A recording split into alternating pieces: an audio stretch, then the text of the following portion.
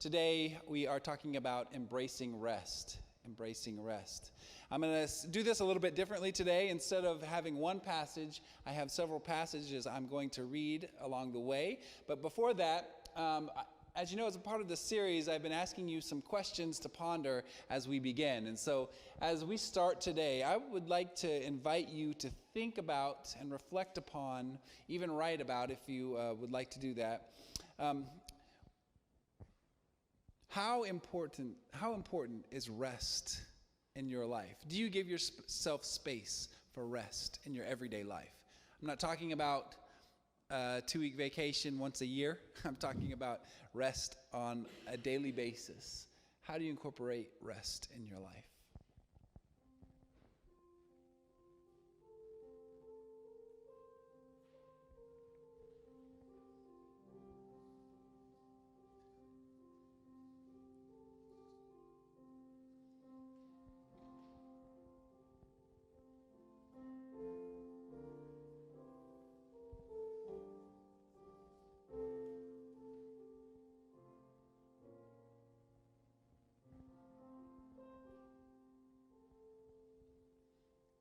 This could be a good opportunity to learn from each other. Anybody want to share how you might incorporate rest in your daily life?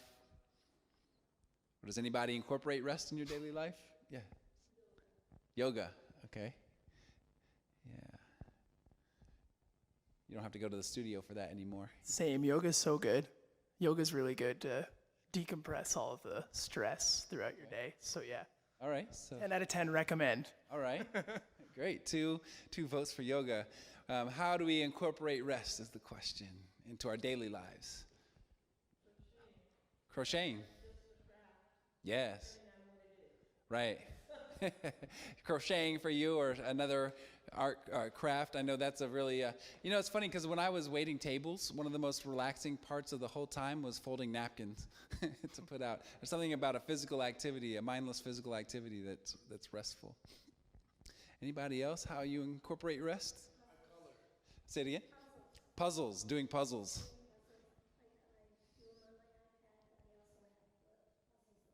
You can do puzzles on an iPad?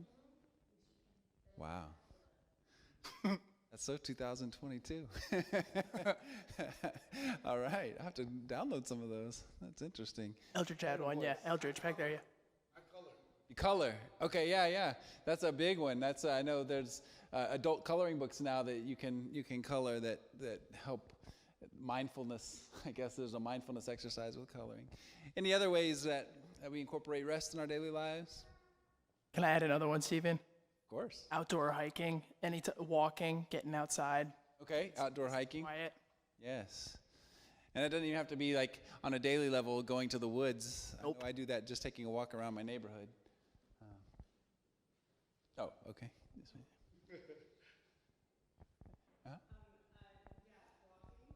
Walking. It's really good. Okay.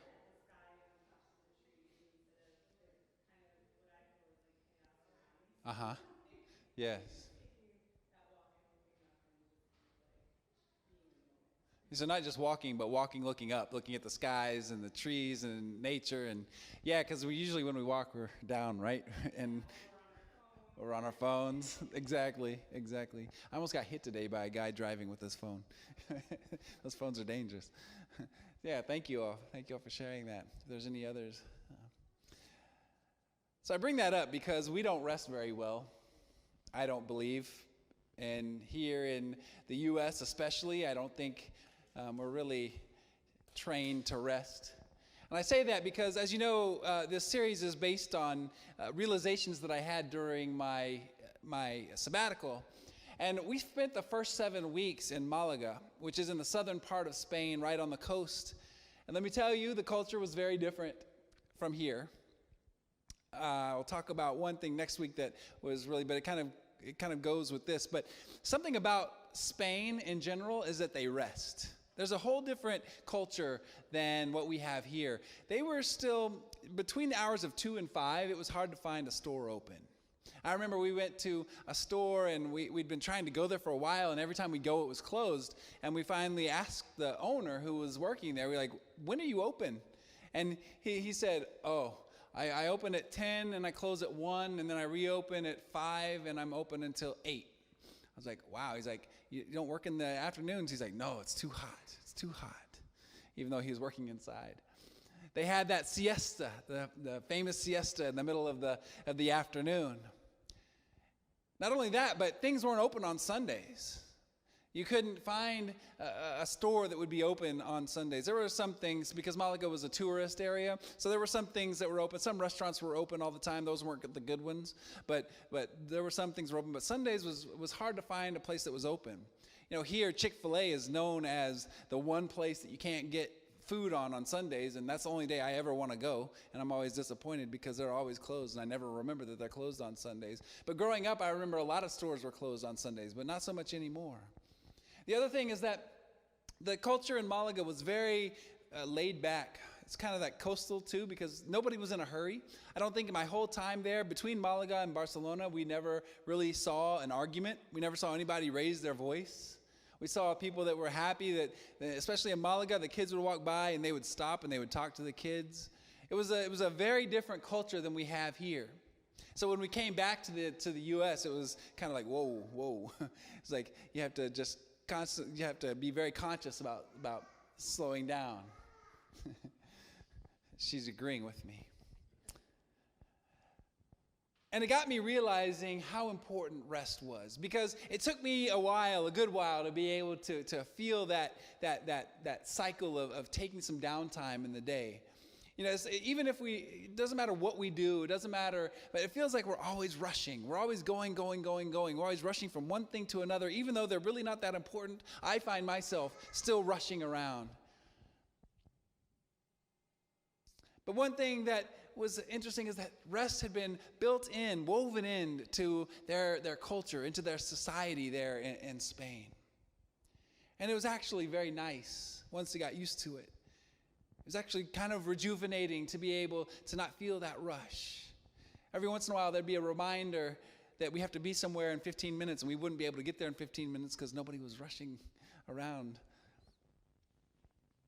But rest had been built into their societal culture, and I realized that that's a very biblical practice.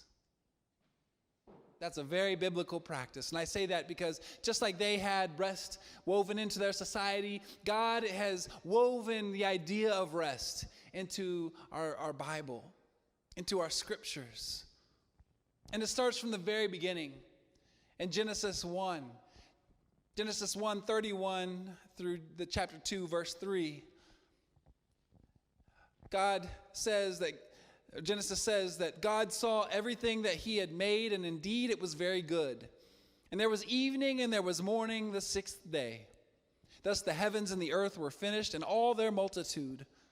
On the sixth day, God finished the work that he had done, and he rested on the seventh day from all the work that he had done.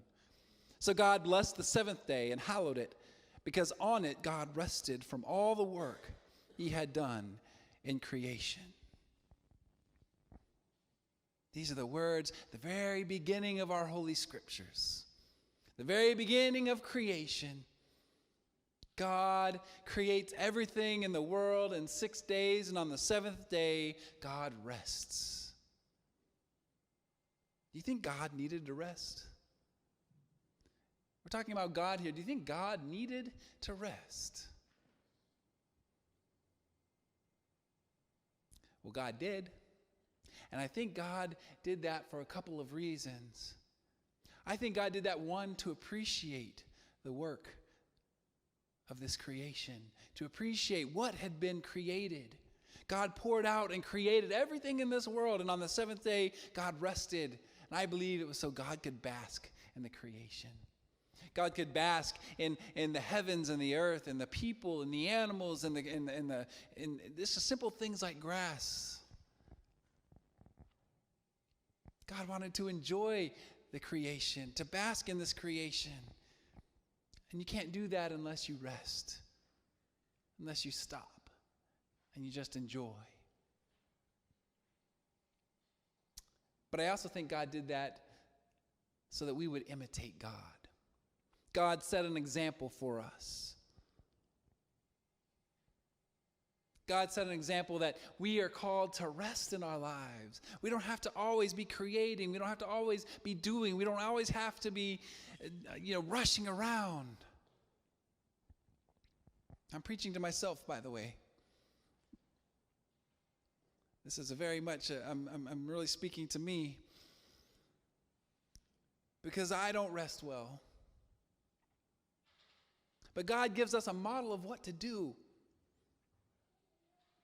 How often do we just bask in where we are in the moment that we find ourselves in? How often are times difficult and we're stressed out?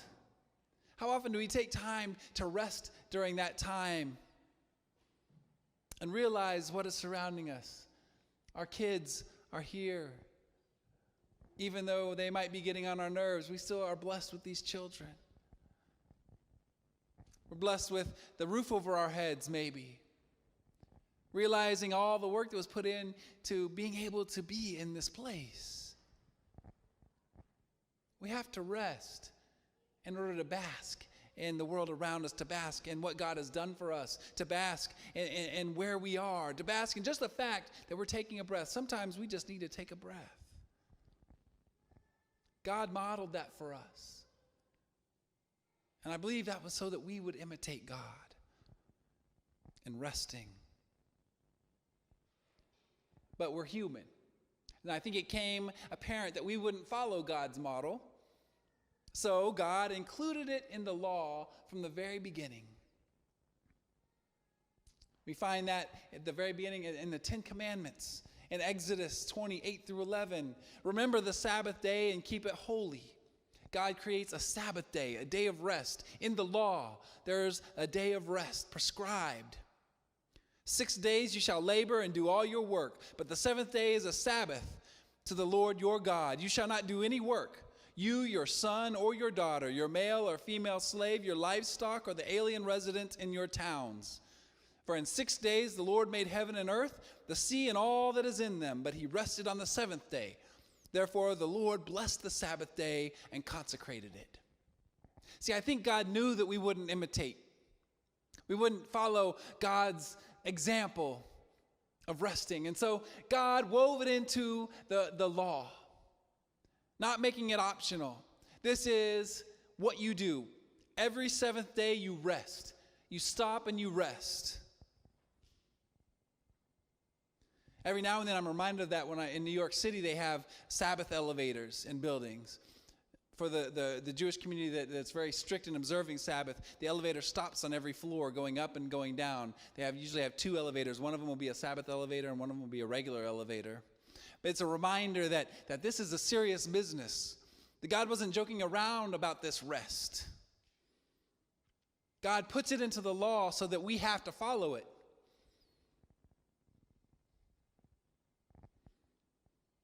See, we aren't good at resting. So we have to put boundaries around ourselves in order to make rest a possibility. God put a boundary on us by weaving it into the law. We don't really follow this particular law anymore, Levitical law or Jewish law as Christians, but it's still in there. It's still in our roots. And so think about what boundaries you have to put into your life in order to rest. If you don't put the boundaries in there, everything else is going to take over. So boundaries are required in order for us to be able to find rest. I will not work on Saturdays. I will not speak to anyone from my office. Sundown Friday to sundown Sunday. I don't know what it is. What is it for you? Everybody's going to be a little bit different. In France, they've done it into their legal system. It's illegal for your employer to email you after 6 o'clock at night. It's illegal to work on the weekends. We don't have those laws here. We have to put in boundaries for ourselves. And I'm not good at boundaries, and I know a few people that are really good at boundaries, but sometimes they're required. We have to put them in for our own selves in order to find the rest, and we have to follow those boundaries, live within those boundaries. We try to do it all the time with diets. I'm only going to eat this many calories every day, or I'm not going to eat this type of food. I'm not going to eat that type of meat. We can be very hard on ourselves and surrounding our diet, but what about our rest?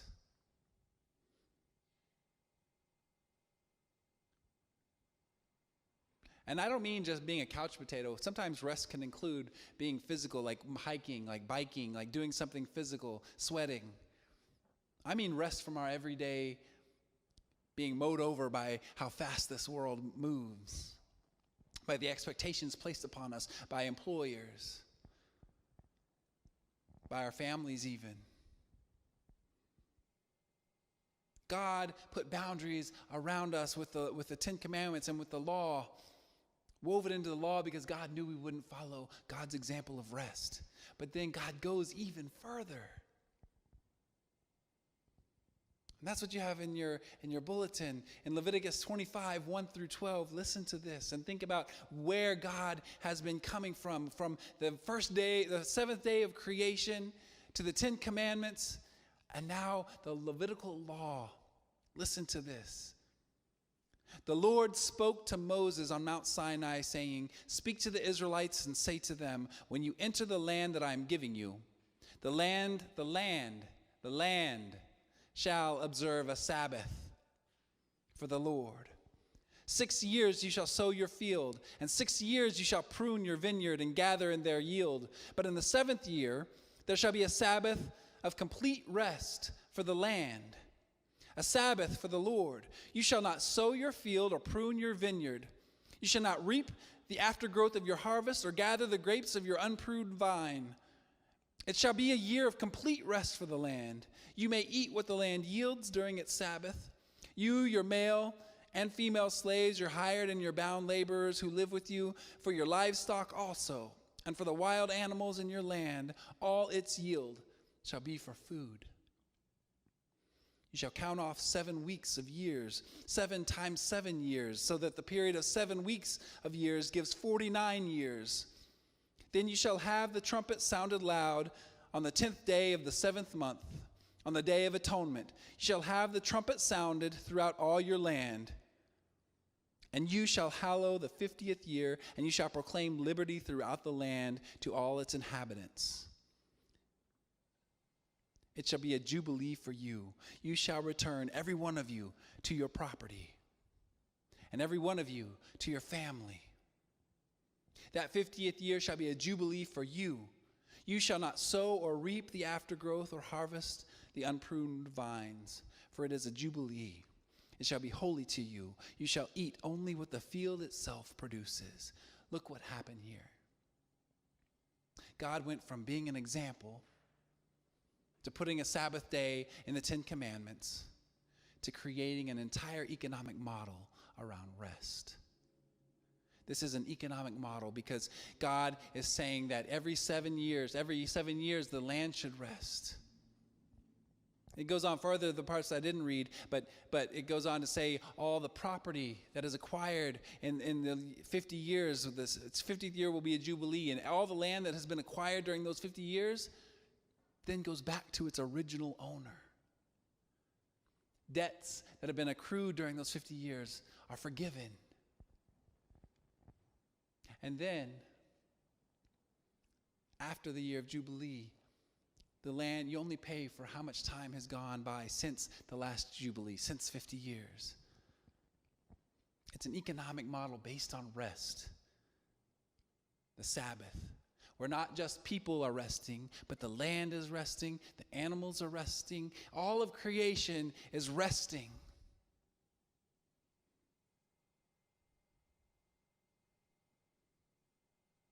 Even our finances are resting. Rest, I feel like to God, is a restart. Rest is a rejuvenation of how we were intended to be. So not only is rest encouraged, it seems to me that rest is required. And while I'm not good at resting, I realize that I need to put up boundaries in order to rest. And not only do I need to put up boundaries in order to rest, I need to then go and listen to Jesus. Because Jesus says, in me, you will find rest. Those who come to me, all of you who are weary and carry heavy burdens, and I will give you rest, Jesus says.